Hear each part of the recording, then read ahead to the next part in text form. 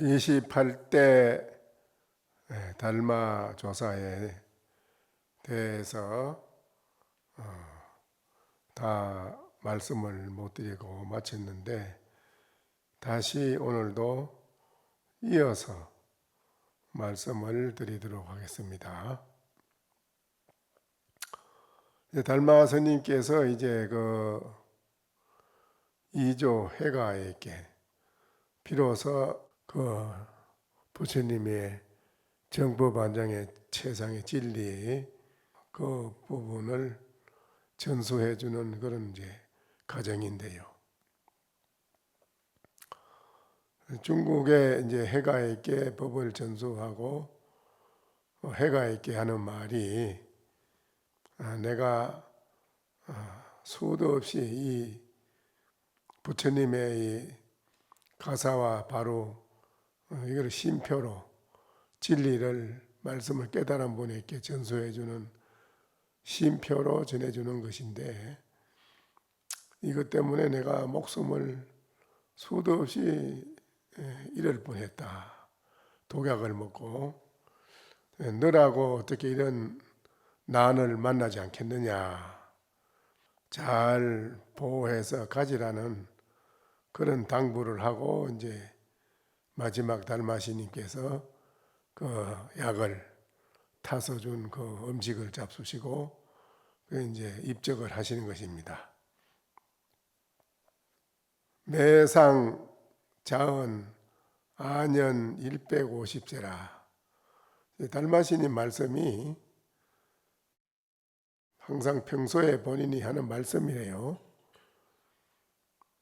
내 나이는, 나는 내가 나이가 몇 살을 살았느냐 하면, 내가 알기로는 150살을 지금 내가 살았는데, 150살을 살았다. 실제로는 내 나이가 몇인지는 나도 알지 못한다. 실제로 내 나이는 내가 얼마인지 나도 그건 알지 못한다.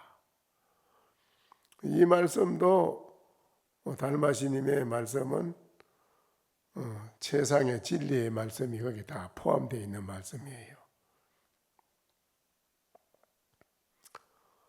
내 나이는 150살이지만은 실제로는 내 나이가 몇 살인지는 나도 알 수가 없다. 대사가 또 말씀하셨다. 당국에, 당나라 내가 여기에 있어서 세 사람, 나의 법을 당나라에서 얻은 사람이 세 사람이 있다.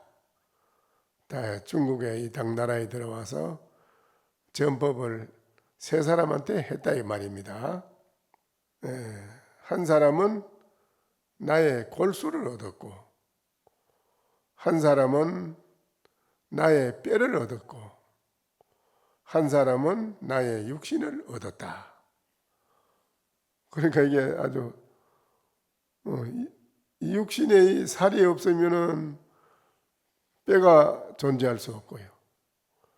뼈만 가지고는 또 안 되는 거예요. 머리에 최고 안에 머릿속에 있는 골수, 머릿속에 제일 마지막 안에 제일 머리 속에 있는 골수가 있는데, 그 결의 노른자처럼 그렇게 되어 있답니다. 거기에는 뭐 어떤 티끌 하나라도 거기에 침노할 수가 없어요. 조금이라도 이물질이 뭐 하나가 침투하면 직살이라 바로 죽어요, 사람이. 이 골수를 얻었다. 요 세 사람의 덕법한 것이 골수와 뼈와 살, 여기 하나라요. 그렇죠? 하나입니다. 그러니까는 이제 니총지 비구니 스님은 육신의 이 살을 얻었고, 또 도유기는 뼈를 얻었고, 뼈 안에 뼈. 해가대사는 골수를 얻었다. 그 당시에 이제 법을 사람들한테 펴고 가르칠 때는 육신을 얻었다는 이제 니총지 비구니는 그 본인이 점검받아서 인정받은 덕법한 그 부분을 육신에 대한 모든 사람에게 가르치는 것이고, 거기에서 좀 더 한 그런 깊이 더 들어가서 들으려면은 그건 도유기한테 가시오. 도유기 이제 뼈에 대한 깊은 도리를 말씀을 해준다 이겁니다. 진리에 대한 부처님 말씀이 49년 동안 설법한 것이 중생의 건기 따라 가지고 소성으로 시작해서 대성으로 여러 가지 법을 많이 말씀하셨거든요. 많은 말씀하신 것은 다 그게 살입니다. 육신입니다. 거기에서 깊이 들어가 가지고 나름대로 깨달아서 진리의 말씀을 확실하게 말로 드러내서 해주는 사람이 도육입니다. 본래 한 법도 없다. 공에서 한 법도 없다. 그러고 말로는 더 이상 할 수 없는 데까지 말로는 다 표현해서 다 한 거예요. 말로는 다 했기 때문에 도유기가 다 한 거예요. 더 이상 말로는 표현할 수가 없어요. 그 이상은. 그렇기 때문에 도유기는 뼈를 얻었다 이겁니다. 해가는 왜 골수를 얻었느냐 왜? 살과 뼈를 떠난 격박해 그 소식을 바로 투독해서 얻은 분이 해가라 이거예요.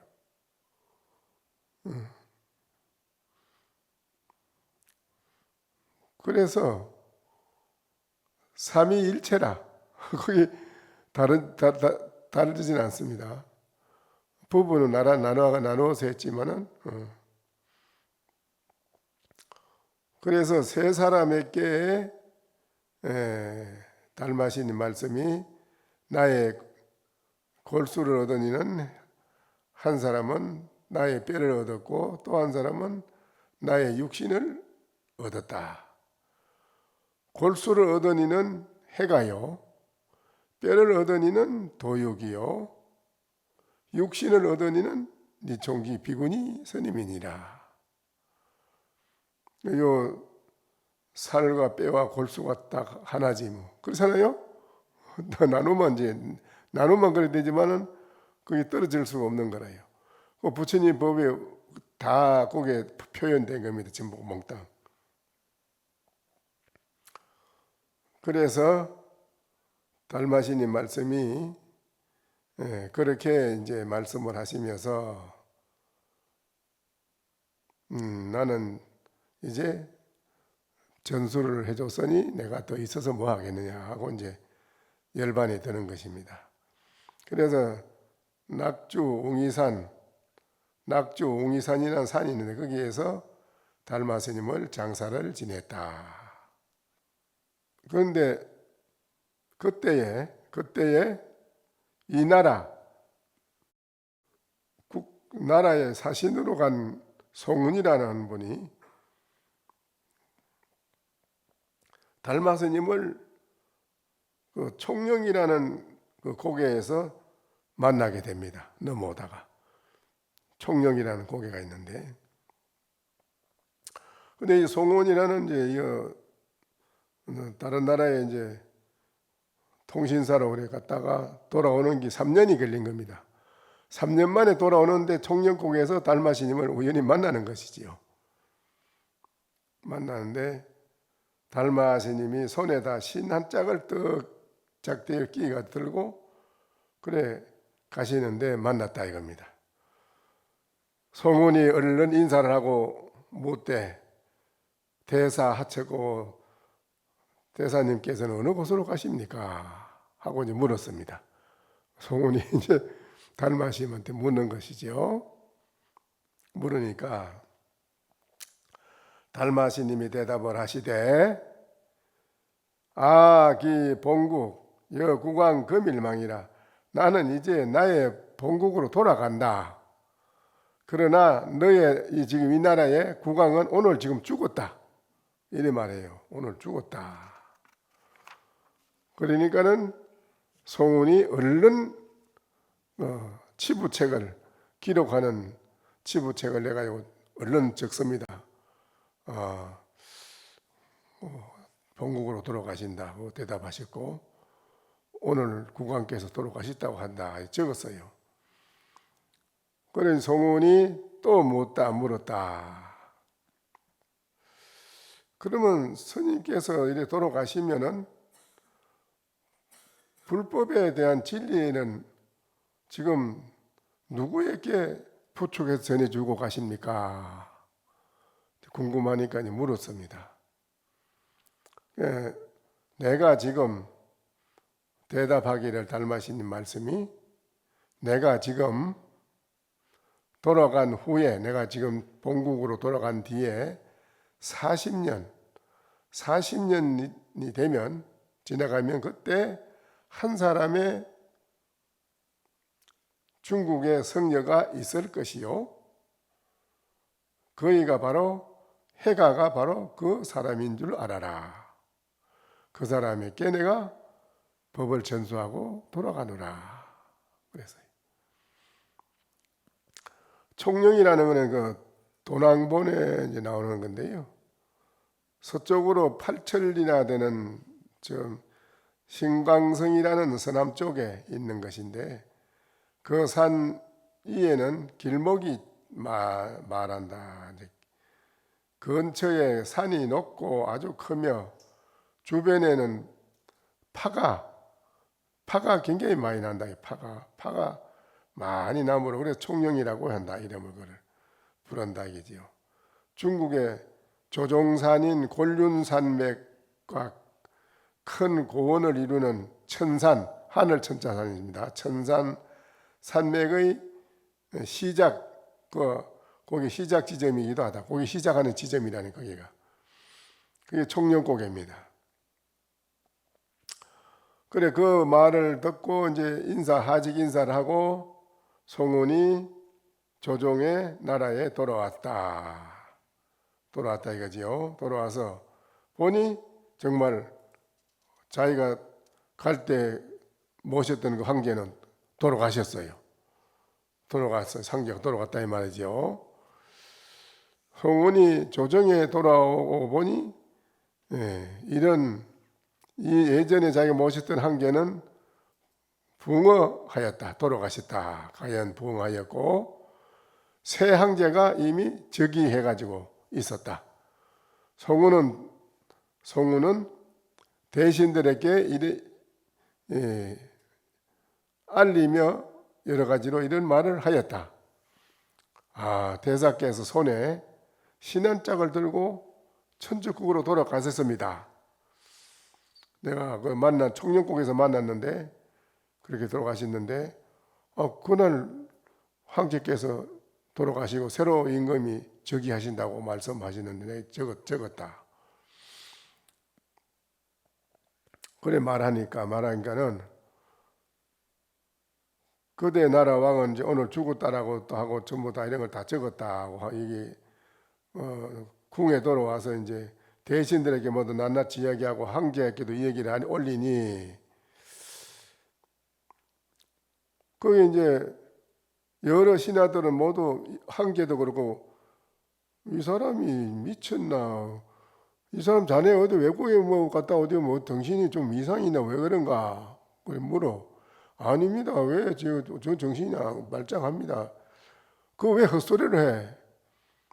달마가 이미 돌아간 3년이 돼가지고 장사 지내가지고 웅이산에다가 장사 지내가지고 열진이나 파가지고 석함을 짜가지고 혹시나 나올까 싶어서 나오지 못할 돌로 큰 돌로 짜가지고 물려서 그냥 석함 속에다가 넣어가지고 다 묻어놔서 장사 지낸 지가 3년이 지냈는데 무슨 뚱딴지 같은 소리 하는 거야 이 사람은. 아이고 그거 이상한데요. 분명히 달마시님을 제가 뵙고 본국으로 돌아간다는 말을 들었는데 그리고 오늘 저기서 황제가 돌아간 것도 알고요. 새로 황제가 즉위했다는 것도 말씀하고 그 참 그런 거 이상합니다. 분명히 봤는데 이게 모두 다 믿지 않았기에 드디어 대사의 무덤을 그럼 한번 파보자. 정말 네 말대로 이게 달마가 갔나 안 갔나 보자고. 그래 가서 발굴해 헤쳐보니 오직 그 석함 밑에 속에는 신한짝만 남아있을 뿐이었다. 신한짝만 남아있어. 없고 달마가 파보니까. 그때 이제 소랑 무제 조비문이라 소랑 양나라 황제의 성이 소랑입니다. 소씨 무제가 비문을 지어 직접 황제가 비문을 지었다.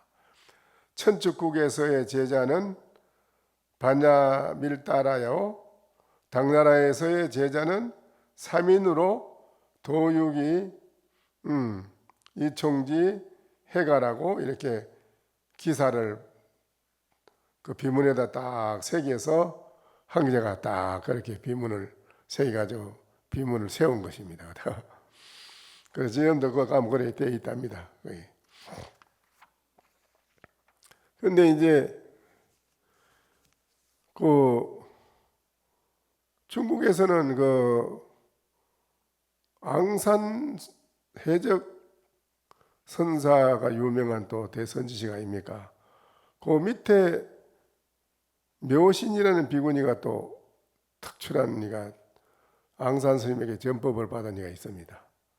그 묘신 비구니 스님이 아주 참 법에 대한 해안이 있다라고 그렇게 중국에서도 이래요. 또 대우 선사의 밑에는 말산 비구니가 또 이제 유명하고요. 그게 다 유명한 비구니입니다. 말산 비구니 스님한테는 그 임재스님한테 지안이라는 스님이 강계하상이지 강계하상. 지안 강계하상이라는 분이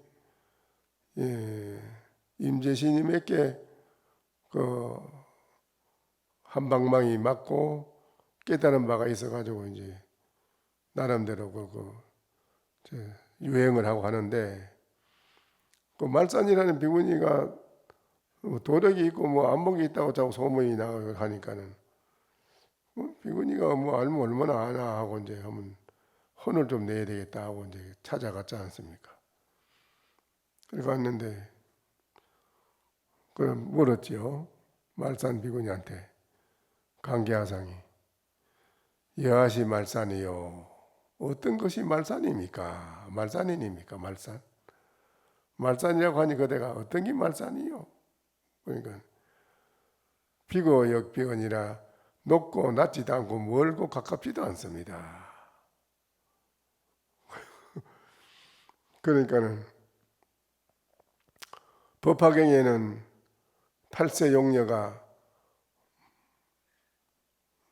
몸을 바꿔 가지고 성불을 했는데 그대는 어찌하여 몸을 바꾸어서 8세 용녀처럼 성불을 하지 않느냐. 비남 비녀요 비기 비신이라. 나는 남도 아니요 여자도 아니요 기도 아니요 신도 아닌데 갱신 하물고 몸을 바꾸는 것은 무엇인고 라고 반대로 그랬습니다. 그 관계하성이 말도 못하고 꽉 막혔죠. 그래서 혼내려가다가 그리고 비구니 말산 비구니한테 혼나고 거기에서 비구니한테 석 달을 원두 생활을 최전박 갖고는 원두 생활을 하고 갔다 하잖아요. 하고 가서 거기에서 이제 관계하상이 반은 깨달았는데 반을 깨닫지 못한 걸 그 비구니한테서 깨달았답니다. 그래가지고 완전히 깨달았다는 거지. 임재선사한테서는 반을 깨달았고 나머지 반 남은 거는 그 비구니 말산한테서 깨닫게 됐다는 거예요.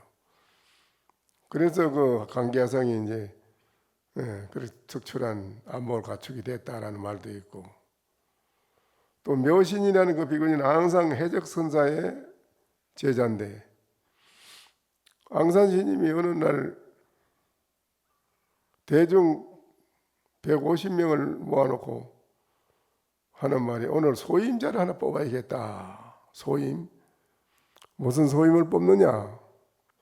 이제 나라에 말하면 나라에서는 외국 손님들이 오면 외국 손님이 머무르는 데가 뭐요? 예? 외국 손님이나 모든 기빈들이 오면 머무르는 자리가 예? 영빈관이지요. 이제 절에도 바깥에 이제 황제나 뭐 대신이나 또 고관 대작이나 또 기빈들이나 외국 사람 이런 분들이 절에 오면은 절에 영빈관이 하나 큰 게 있어가지고 그럼 간장이에요. 영빈관. 그 간장의 자리를 누구를 해야 될까 앙산심 이래더니 150명 대정을 보고 하는 소리가 저 묘신 비구니를 그 맡겨야 되겠다. 대중은 여기 이의가 있느냐? 뭐 아무도 말을 안 하고 가만히 있거든. 묘신 비구니를 맡겨야겠다.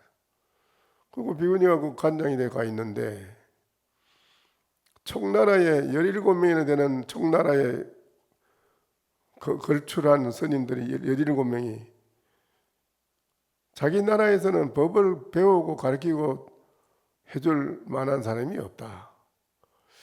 더 이상 큰 거를 법을 배우려면 앙산 해적 선사가 굉장한 선지식이라는데 그 앙산 해적 선사를 한번 찾아가 보자. 그 17명이 이제 앙산 해적 선사한테로 중국으로 옵니다. 그 옮게들어 이제 어디로 하냐고 영빈관으로 머무르라는 거죠.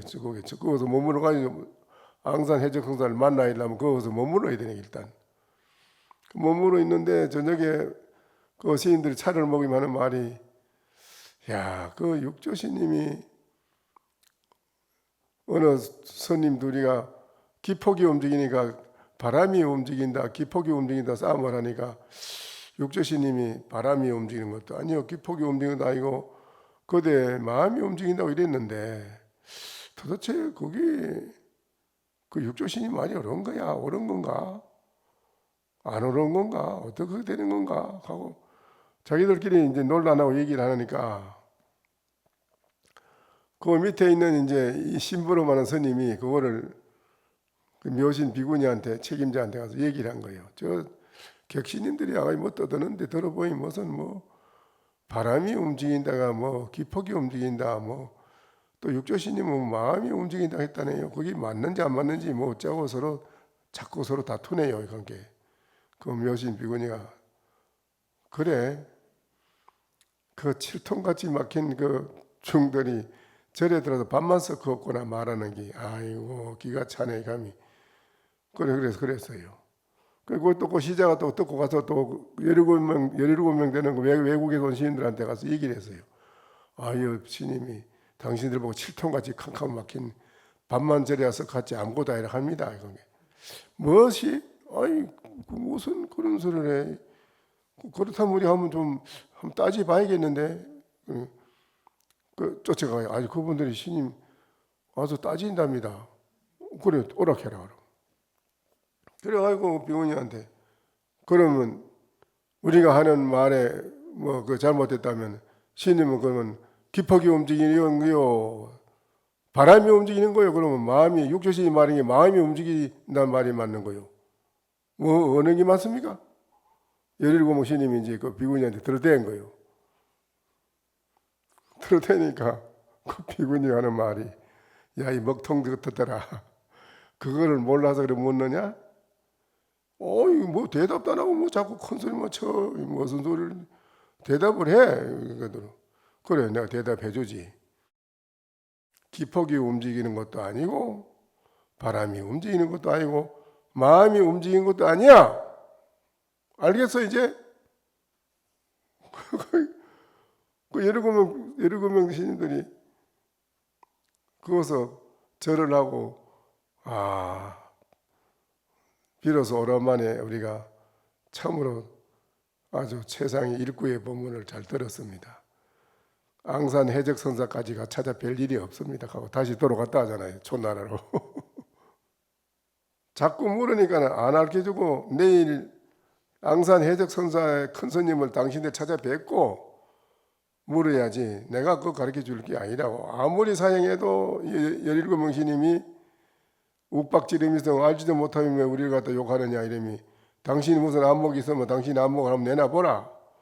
자꾸 그러니까 그럼 내일은 당신들이 큰 스님 가서 뵈서 다시 법을 듣도록 하고 내 안목을 말을 하니 내가 앙산 해적 선사한테 배운 안목은 나는 이렇게 배워서 알았다. 이렇게 하면서 하는 말이라. 바람이 움직이는 것도 아니고 기폭이 움직이는 것도 아니고 육조 신임은 마음이 움직이다고 했지만은 마음이 움직이는 것도 아니야. 딱 그랬더니 알겠느냐. 그래서 그 17명 통나라에서 온 신인들이 거기서 한 생각 깨달은 바가 있었다 이러다. 거기에서는 깨달음이 중요해. 역대로 우리나라도 그렇고 중국도 그렇고 인도도 그렇고 비구니 우바세 우바니 비구 신임계에도 그렇고 비구니계에도 그렇고 거사님도 훌륭한 거사가 많이 나왔고 보살님들도 훌륭한 보살이 안목 있는 보살들이 많이 나왔습니다. 정진을 해서 그분들은 홀로 깨달았기 아니고 다 선지식을 모셨습니다. 선지식을 모시는데 아주 철저하게 가르침을 받은 사람들이지요.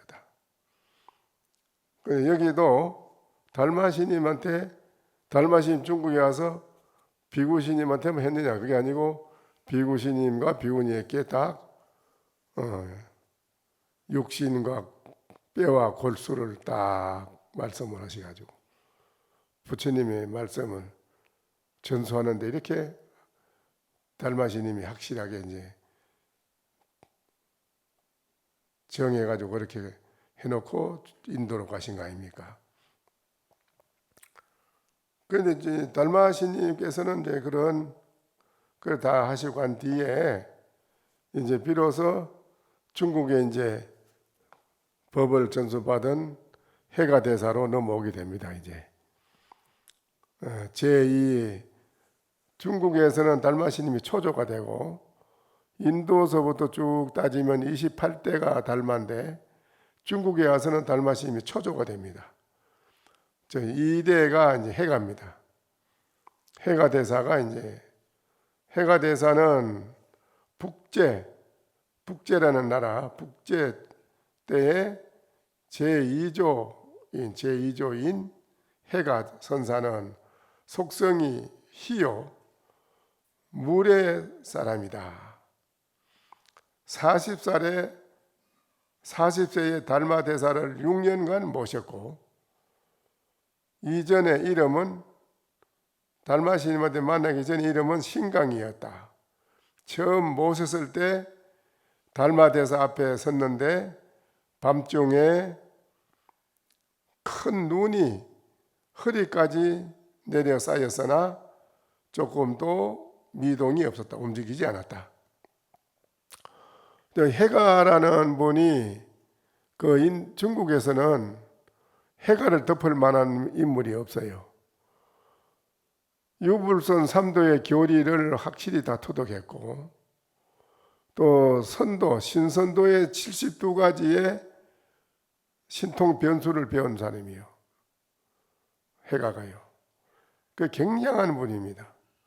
인도 중국에서는 해가를 덮을 만한 인물이 없어요. 최고라요.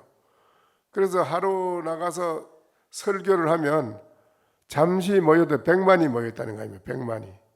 100만이라는 간중이 모여요. 그 해가 그렇게 유명한 분입니다. 천하에 자기를 덮을 리가 없고 자기가 최고라요. 그런 분이 달마스님이 인도서 와가지고 소림굴에 계신다니까. 다 나락고 하는 중국에서 내가 최고라고 나락하는 아상 자존심 일체를 다 버렸습니다. 다 버렸어요. 버리지 않았으면 어떻게 달마스님에게 법을 전수받겠어요? 그렇지요? 못하지요. 그걸로 머무르고 말지요. 자기 혼자.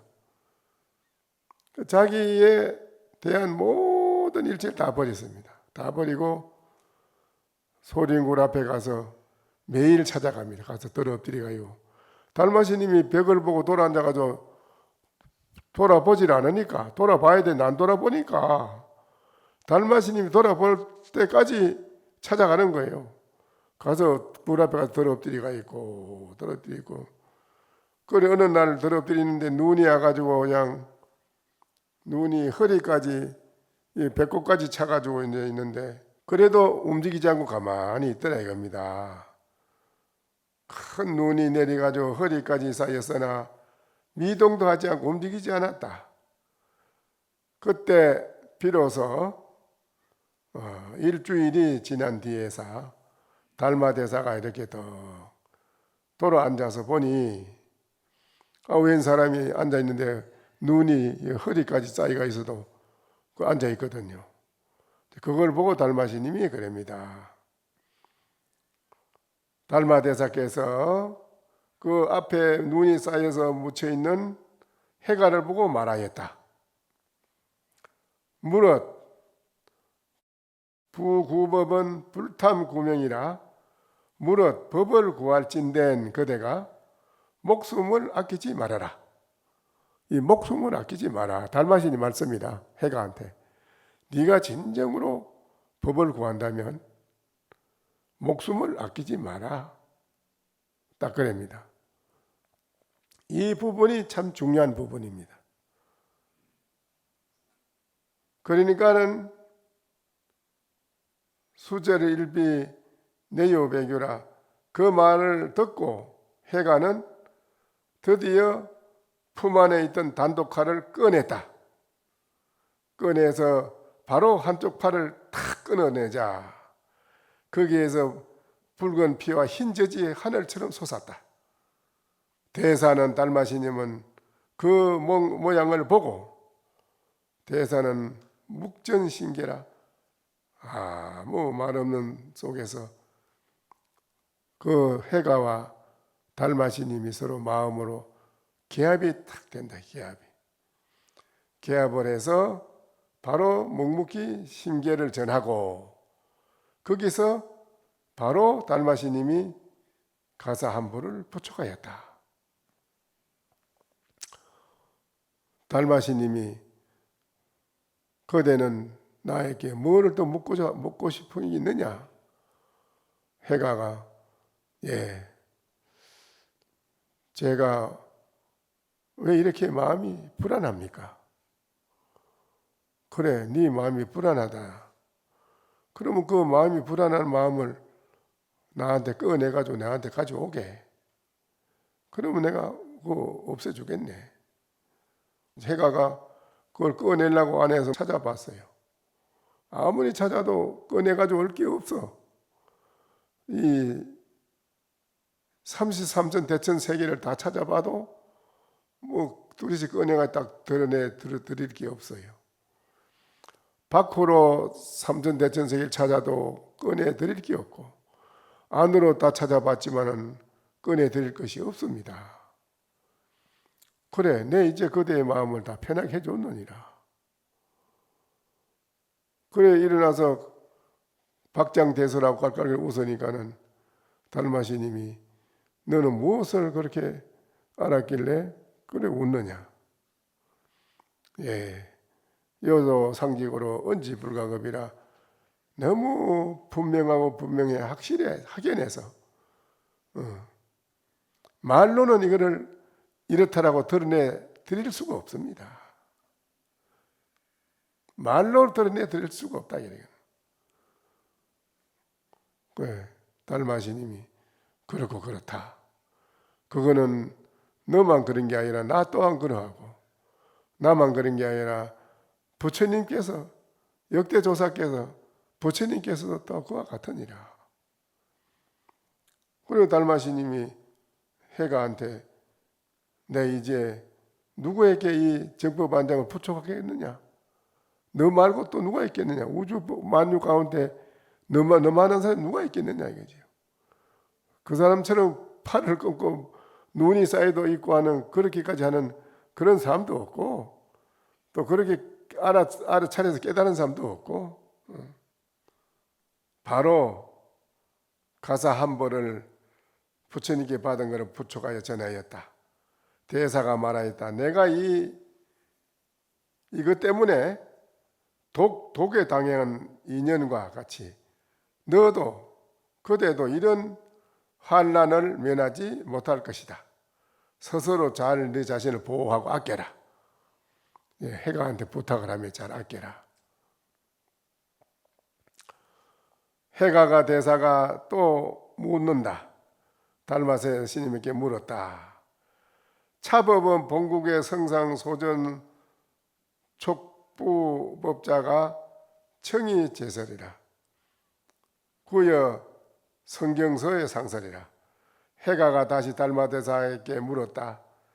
이 법이 이렇게 전수해온 이 법이 본국의 천주국, 인도의 천주국에서 이로 누가 이어받아 왔으며 누가 이걸 이어받아 왔으며 또 누가 하상님께 법맥을 상속해 주셨었는지 아무쪼록 아울러 말씀해 주시기를 바랍니다. 그래, 저에게 전수해 준 이거는 그러면 천주국에서는 누가 이걸 전해 주셨으며 스님께서는 누구한테 또 받았고 받은 그 위에 서성은 또 어디 누구한테 이걸 받았은 것입니까? 해가는 인도 사람이 아닌게 중국 사람 아니에요. 그렇게 묻는 거예요. 그게 이제 달마시님이 그런 겁니다. 나는 바냐다라 27대 바냐다라 존자를 40년을 모셨다. 이렇게 해서 나는 그 법을 깨달아서 개합이 돼가지고 전수를 받아왔다. 내 받은 난 또 너에게 이렇게 전수를 한다라고 달마시님이 말씀하면서 이 내용은 선경이라는 경이인다. 선경에 그 책에 서문에 확실하게 써져 있다. 그 증거가 있다. 그건 네가 보면 안다라고 달마시님이 말씀을 합니다. 또 대사가 묻는다. 또 해가 대사가 물었다. 서국 천주국에 인도 천주국에서 누구를 뒤를 잇게 합니까? 또한 그 정표가 되는 가사를 전합니까? 거기서도 그러니까 서국 사람은 인도 사람들은 그 전수해 내려온 그 서국에 있는 인도 조사시인들은 또 인도 사람들은 다 믿음직하고 공경할 만하다. 다 공경할 만한 그런 분이다. 뒤를 잇는 자는 반야바라밀다라고 이고 그 뒤는 있더라도 가사를 물려주지는 않았다. 당나라 사람들은 이 중국의 당나라 사람들은 대성에 대한 성품은 있지만 대성의 성품은 있지만은 도를 얻었다거나 깨달음을 얻었다고 거짓말하기 때문에 거짓말을 여 사람들은 거짓말을 한다기라 아주 사람을 잘 속인다 거짓말을 하기 때문에 가사와 바로 이거를 전해주는 것은 이 말이요 가사를 전함으로써 전법의 증표로 확실한 증표로 삼는 것이다. 이걸 그래서 전해주는 것이다. 비유컨대 전륜성왕이 왕자가 제대로 그 태자로서의 책봉을 받으려면 이 말이죠.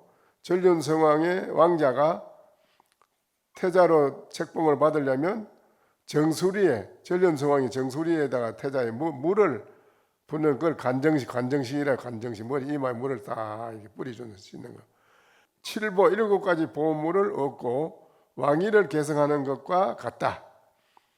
지금 내가 너에게 법을 전수하는 건 그와 같다. 똑같은 것이다. 가사를 얻은 사람은 법을 바르게 이었음을 표상하는 징표다. 바로 그게 징표이기 때문에 그래서 부처님으로부터서 전해 내려온 가사 바루를 너에게 전해주는 것이다. 징표다.